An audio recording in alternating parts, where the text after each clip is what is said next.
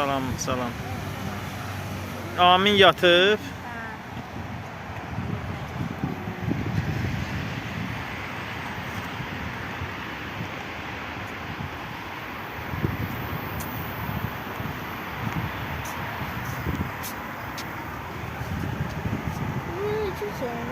Buraya parka gedəydi. Buranın parkı.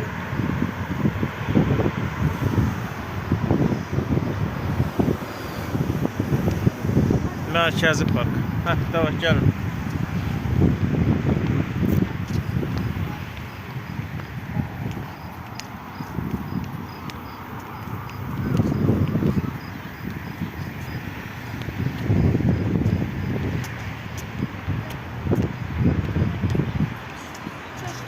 Nasıl, ne edirsən? Baxa bilirsən, hə? Niyə ki?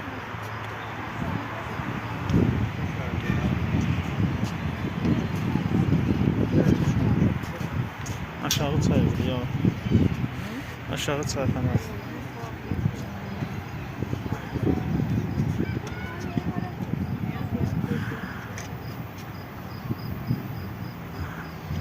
Anam beni. Adam bu neye yattı ki? Oyadım da onu.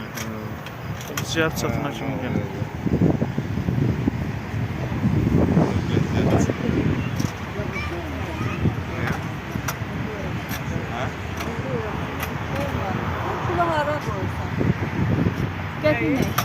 Qəpi ilə işləyir o. Baxırsan. Ulduzlara baxır. Ulduz var ki, baxasan.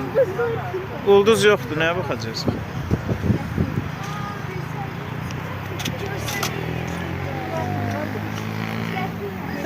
Ulduz yoxdur da, amma ulduz olsun ki ataq. Ulduz olanda qəpi yer işləyir. Nə görürsən orada? Ay planetin görürsən? Qaranlığı görürəm. Qaldır görüm yuxarı. Qaranlıq neçini görürsən? Instant avtomatik fokus. Qəpi qoyursan buradan vurursan. 5 qəpik Taraf olur. qəpi gedir. Ay biz səhərdən Baxım görün. Görürsün. Göstərir. Fokusu açılmalıdır da.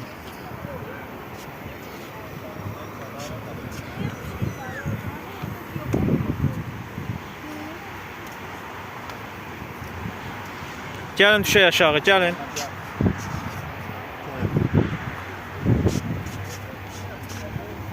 Burada da var. Nurcan. Getdi aşağı, gəlin. Gəl, eləmə.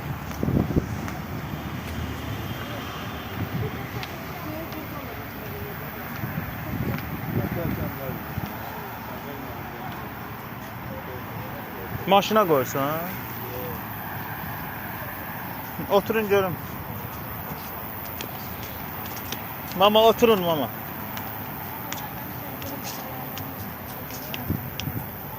Oturun istirahat edin.